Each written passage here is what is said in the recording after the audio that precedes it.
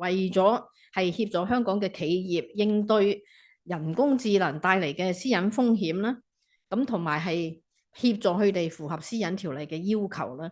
我哋喺2021年開始咧，亦都出咗一系列嘅指引，咁亦都包括譬如喺舊年嚟講啦，就係人工智能係保障個人資料嘅模範框架啦。咁而喺今年嘅3月咧，亦都係針對企業咧，我哋係發出咗呢個僱員使用生成式 AI 嘅指引清單。咁而喺公眾方面咧，我哋亦都係發出咗一個單張，就係點樣使用 AI 聊天機械人自保10招。咁現場嘅朋友咧，我哋就已經派發咗呢個單張俾你哋啦。咁喺呢度咧，我都想介紹下呢個單張。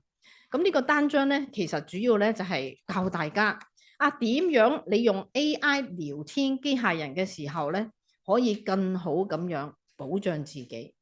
咁我哋係分開3方面嚟講嘅。第一方面咧，就係喺登記同埋使用呢個聊天機械人之前啦，咁我哋就分開晒每一方面咧，要留意啲咩嘢寫晒出嚟。第一就係要睇清楚個私隱政策啦，去點樣用你嘅資料啦。咁呢個都值得睇嘅嚇，因為大家嘥少少時間都望一望佢。因為其實講真咧，好多免費嘅 AI 模型咧，點解佢免費咧？因為佢想攞你嘅資料嘛，佢想知你係邊個嘛，佢又想知你住喺邊度嘛，佢又想知道你有咩興趣啊嘛，係嘛？咁所以你俾佢嘅資訊咧，其實佢就攞咗嚟訓練呢個 AI 模型。咁所以佢喺佢個處理資料政策嗰度咧，好多時佢都會寫清楚，即係話你提供俾我嘅資料咧，我就會去訓練 AI 模型。咁所以呢個你望一望啦。第二，亦都要慎防假冒一啲 AI 嘅聊天機械人嘅應用程式同埋網站。咁大家都會記得啦，喺今年年初有一個好出名嘅 AI 模型 D 字頭橫空出世啦，好多人都用啊。咁但係根據報道咧，佢出完世之後咧，就出咗好多假冒嘅網站。喺今年嘅3月份，因為呢個新嘅 AI 模型就1月份出世嘅，去到3月份，你估有幾多個假冒嘅呢個 AI 模型嘅網站啊？有3000個，3000個。咁變咗你係咪真係要小心咧？就唔好話下載咗一啲假嘅應用程式，一啲假嘅 app，或者去咗一啲假冒嘅網站，咁嗰陣時就真係得不償失啦。咁第三就要調整設定啦，選擇拒絕分享聊天記錄嘅內容，呢個都緊要㗎。如果你都唔係話想同大家分享，你問佢呢啲咩嘢嘅，好多時有一個設定嘅，咁你就可以將個設定係調整，就拒絕去分享，因為你分享嘅時候就有可能點啊？人哋做 Google search 到，咁係好恐怖啊，係啦。咁變咗睇到問啲咩問題 ，AI 點樣答你？咁可能如果話呢啲資料你又提供咗你嘅個人資料，咁全世界都睇到咯。咁你覺得會唔會刪除到咧？刪除唔到嘅，所有嘢去咗呢個互聯網嘅世界，其實就等於去咗個大海嗰度，好難刪除嘅。就算我哋幫你話有啲起底嘅情況，我哋幫你刪除咗，咁但係可能有第三者、第四者已經又再轉載，咁又一路要追落去，其實係好難刪除。好啦，第二個就保障個人資料私隱，點樣保障法呢？金科玉律啦，唔好分享自己同埋他人嘅個人資料，盡量唔好分享自己嘅個人資料或者其他人嘅個人資料。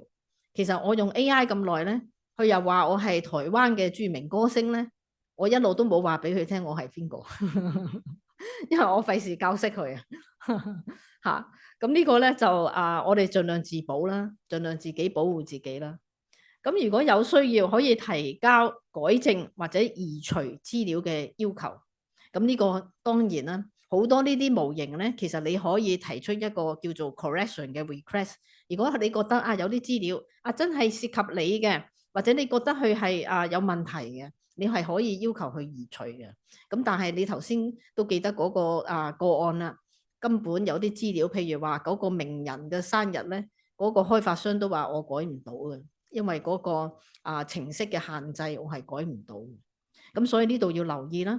另外就係對網絡安全威脅提高警覺，就唔好話盡量唔好話用一啲公開嘅網絡去使用呢個 AI 聊天機械人，然後又用好多即係提出好多個人嘅問題啊，或者提供好多個人嘅資料，因為始終譬如話公開嘅網絡都係有危險性嘅，好容易係有資料外泄嘅。咁最後呢點啦，就要刪除聊天記錄入邊唔需要保留嘅對話，即係有一啲舊嘅對話咧就要刪除。即係好多時我都係咁講啦，譬如話喺社交媒體平台上高嘅對話或者相，如果已經陳年㗎啦，唔好留喺度啦，唔好永久保留啦，刪除咗佢啦。咁最後呢方面就係要安全同埋負責任咁使用 AI。就要係謹慎使用佢提供嘅資料啦，睇下佢嘅資料係咪準確啦，唔好分享機密資料同埋檔案。咁呢個都真係要留意，因為都真係喺南韓咧，我哋好熟悉嘅一間科技巨企啊 S 字頭嗰間啦，就因為有員工喺用 AI 嘅時候咧，係分享咗佢公司嘅咩嘢？一間科技公司最重要嘅，佢公司嘅原始碼。將個原始碼倒咗入去個 AI 入邊啊！咁結果咧，令到呢個科技巨企咧係要即時停用呢個 AI。咁呢個咧，大家都真係要小心嘅。咁最後啦，就係老師同家長應該喺學生同埋 AI 聊天機械人對話嘅時候，從旁指導。咁呢個咧就如果係小朋友或者係中學嘅朋友去用 AI 嘅時候咧，最好咧都係老師同家長咧都應該係俾一啲指導嘅。咁而家呢度咧，其實好多 AI 嘅模型咧，13歲以下嘅小朋友咧係唔用得嘅，大家都要留意下呢點嘅。其實13歲咧呢個係即係國際性咧，就好多模型咧就係13歲以下嘅小朋友係唔用得嘅。